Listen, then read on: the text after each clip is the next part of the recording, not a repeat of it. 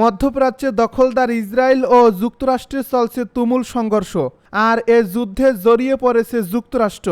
আমাদের হাতে এসেছে গুরুত্বপূর্ণ আপডেট আন্তর্জাতিক সংবাদ। শুরুতেই থাকছে ইরান খুব শীঘ্রই আধুনিক প্রজন্মের ক্ষেপণাস্ত্রগুলো নিক্ষেপ করবে। এবারে জানিয়ে দিব ইরান ইসরায়েল সংঘাতের সমাধান জানালেন পুতিন। আরও জানাবো আমেরিকার সঙ্গে বিশ্বাসঘাতকতা করেছে ইসরায়েল। এবারে জানিয়ে দিব ডোনাল্ড ট্রাম্প ও নেতানিয়াহুকে গুপ্ত হত্যার চেষ্টা করছে ইরান, অভিযোগ ইসরায়েলের। সর্বশেষ জানিয়ে দিব জাতিসংঘে ইরানের প্রতিনিধিকে আক্রমণ ইসরায়েলের। এতক্ষণ শুনছিলেন আপডেট আন্তর্জাতিক সংবাদের শিরোনাম, এবারে বিস্তারিত। তবে তার আগে অনুরোধ রইল ভিডিওটিতে একটি লাইক এবং কমেন্ট করে জানিয়ে দিন ভিডিও সম্পর্কে আপনার মূল্যবান মতামত। আরও জানিয়ে দিন ভিডিওটি কোথা থেকে দেখছেন বা কোন জেলা থেকে দেখছেন। ইরান খুব শীঘ্রই আধুনিক প্রজন্মের ক্ষেপণাস্ত্রগুলো নিক্ষেপ করবে। ইরান পারমাণবিক অস্ত্র তৈরির দ্বারপ্রান্তে দাবি করে ইসরায়েল গত সপ্তাহে দেশটির বিরুদ্ধে ব্যাপক হামলা চালায়, যার জবাবে সঙ্গে সঙ্গে তেহরানও পাল্টা হামলা চালায়। 13 জুন থেকে ইরানের ক্ষেপণাস্ত্র হামলায় এখন পর্যন্ত 25 জন নিহত হয়েছে বলে জানিয়েছে ইসরায়েলি কর্তৃপক্ষ। অন্যদিকে ইসরায়েলি হামলায় অন্তত 224 জন নিহত হওয়ার খবর জানিয়েছে ইরান, যাদের মধ্যে সামরিক কমান্ডার, পরমাণু বিজ্ঞানী ও বেসামরিক লোকজন রয়েছে। ইরানের সর্বশেষ হামলায় শুক্রবার ইসরায়েলের উত্তরাঞ্চলে বহু মানুষ আহত হওয়ার খবর জানিয়েছে দেশটির জরুরি সেবা বিভাগ ম্যাগেন ডেভিড অ্যাডাম। তাদের হিসাবে বিস্ফোরণে অন্তত 20 জন আহত হয়েছে, যার মধ্যে 3 জনের অবস্থা গুরুতর। এছাড়া কারমিয়েল এলাকার একটি আশ্রয় কেন্দ্রে হৃদরোগে আক্রান্ত হয়ে 51 বছর বয়সী এক নারীর মৃত্যু হয়েছে বলেও জানানো হয়েছে। এর মাঝেই রেডিও তেহরানের বাংলা অনুষ্ঠানে কর্মরত সিনিয়র সাংবাদিক ও উপস্থাপক গাজী আব্দুর রশিদ তেহরান থেকে কালের কণ্ঠকে ফোনে সেখানকার পরিস্থিতি সম্পর্কে জানান। ইরান ইসরায়েল সংঘাতের সমাধান জানালেন পুতিন। রাশিয়ার প্রেসিডেন্ট ভ্লাদিমির পুতিন আজ শুক্রবার বলেছেন ইসরায়েল ও ইরানের মধ্যে রক্তপাত বন্ধে রাশিয়া কিছু প্রস্তাব দিয়েছে। তিনি মনে করেন চলমান সংকটের একটি কূটনৈতিক সমাধান সম্ভব। পুতিন বলেন, আমরা আমাদের ইসরায়েলি ও ইরানি বন্ধুদের সঙ্গে যোগাযোগ রাখছি এবং মস্কোর দেওয়া প্রস্তাবগুলো বর্তমানে আলোচনার পর্যায়ে রয়েছে। তিনি আরও বলেন, রাশিয়া সংকটের শান্তিপূর্ণ নিষ্পত্তিতে আগ্রহী এবং দ্বন্দ্বময় পরিস্থিতি শান্তভাবে সমাধানে সক্রিয়ভাবে ভূমিকা রাখতে প্রস্তুত। তবে ঠিক কী ধরনের প্রস্তাব দেওয়া হয়েছে সে সম্পর্কে বিস্তারিত জানাননি রুশ প্রেসিডেন্ট। এর আগে গতকাল বৃহস্পতিবার পুতিন স্পষ্ট করে জানান তিনি ইরানের সর্বোচ্চ নেতা আয়াতুল্লাহ আলী খামেনির সম্ভাব্য হত্যার বিষয়ে কোনো আলোচনা করতে রাজি নন। তার মতে ইরান এখন তেহরান নেতৃত্বের চারপাশে এক হয়ে উঠছে এবং সংবেদনশীল সময় হলে এই ইস্যুতে মন্তব্য করা অনুচিত। পুতিন এ সময় প্রেসিডেন্ট ডোনাল্ড ট্রাম্প ও ইসরায়েলের প্রধানমন্ত্রী নেতানিয়াহুর ইঙ্গিতপূর্ণ বক্তব্যের প্রসঙ্গে বলেন, আমি এ সম্ভাবনা নিয়ে আলোচনা করতেই চাই না। সেসব দেশকে শান্তিপূর্ণ আলোচনার মাধ্যমে সশস্ত্র হুমকির বদলে পারমাণবিক শক্তি ও নিরাপত্তা সংক্রান্ত স্থিতিশীল সমঝোতা তৈরি করতে হবে। আমেরিকার সঙ্গে বিশ্বাসঘাতকতা করছে ইসরায়েল। আমেরিকার সঙ্গে ইসরায়েল বিশ্বাসঘাতকতা করেছে বলে মন্তব্য করেছেন ইরানের পররাষ্ট্রমন্ত্রী সায়েদ আব্বাস আরাকচি। তিনি বলেন, ইসরায়েলের হামলা যুক্তরাষ্ট্রের সঙ্গে কূটনৈতিকভাবে বিশ্বাসঘাতকতা। শুক্রবার জর্ডানের সংবাদ মাধ্যম রয়া নিউজের এক প্রতিবেদন এই তথ্য জানানো হয়েছে। পররাষ্ট্রমন্ত্রী বলেন, ইরানে ইসরায়েলের হামলা যুক্তরাষ্ট্রে কূটনৈতিক প্রচেষ্টার সঙ্গে বিশ্বাসঘাতকতা। তিনি এ হামলার নিন্দা জানিয়ে বলেন, তেহরান এবং ওয়াশিংটন ইরানের পারমাণবিক কর্মসূচি নিয়ে একটি অত্যন্ত সম্ভাবনাময় চুক্তির পথে ছিল। জেনেভায় জাতিসংঘের মানবাধিকার কাউন্সিলে ইউরোপীয় পররাষ্ট্রমন্ত্রীদের সঙ্গে বৈঠকের আগে আরাঘসি বলেন, আমরা যখন একটি চলমান কূটনৈতিক প্রক্রিয়ার মধ্যে ছিলাম তখনই আমাদের উপর হামলা করা হয়েছে।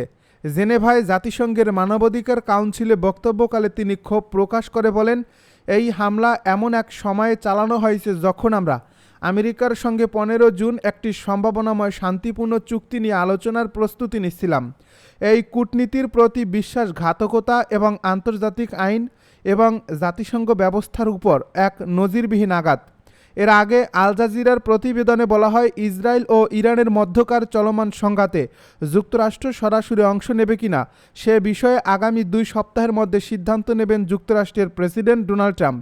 তবে এমন সিদ্ধান্তে গভীর হতাশায় পড়েছেন নেতানিয়াহু। ইসরায়েলি সংবাদ মাধ্যম হারতেজের কলামিস্ট ও লেখক গিডিয়ন লেভি আল জাজিরাকে বলেছেন, বেনিয়ামিন নেতানিয়াহু ও তার জোট ইসরায়েলের সঙ্গে যুদ্ধে জড়িত হওয়ার সিদ্ধান্তের জন্য ট্রাম্পের কয়েক সপ্তাহ অপেক্ষার পরামর্শে গভীর হতাশায় পড়েছেন।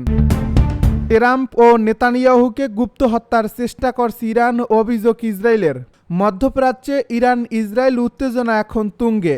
একের পর এক হামলা ও পাল্টা হামলায় অঞ্চল জুড়ে যুদ্ধাবস্থা বিরাজ করছে।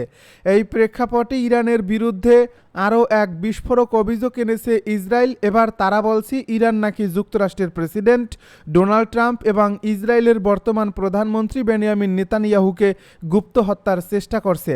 শুক্রবার জাতিসংঘ নিরাপত্তা পরিষদের এক বিশেষ অধিবেশনের এই অভিযোগ তোলেন ইসরায়েলের জাতিসংঘ নিয়োজিত স্থায়ী প্রতিনিধি।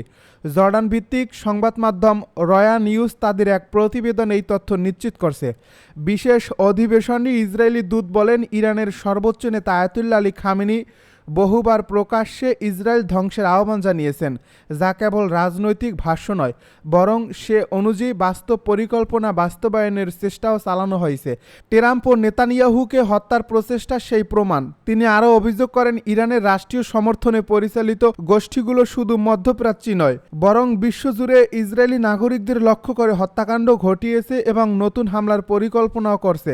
তার ভাষায়, ইরান এখন বিশ্বব্যাপী সন্ত্রাসবাদের প্রধান অর্থদাতা ও সংগঠক। জাতিসংঘের প্রতি আহ্বান জানিয়ে তিনি বলেন, আর কতদিন এই ইরানি প্রহসন সহ্য করা হবে?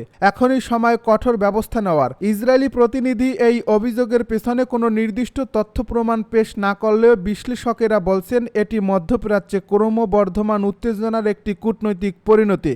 অনেকেই মনে করছেন, এই বক্তব্যের মাধ্যমে ইসরায়েল একটি নতুন আন্তর্জাতিক ন্যারেটিভ গড়ে তুলতে চাইছে, যার মাধ্যমে তারা ইরানের বিরুদ্ধে সামরিক ও কূটনৈতিক চাপ আরও বাড়াতে চায়। এদিকে ইসরায়েল ইরানের খোন্দাব, নাতানজ এবং ফর্দ পারমাণবিক স্থাপনায় হামলা চালানোর দাবি করছে।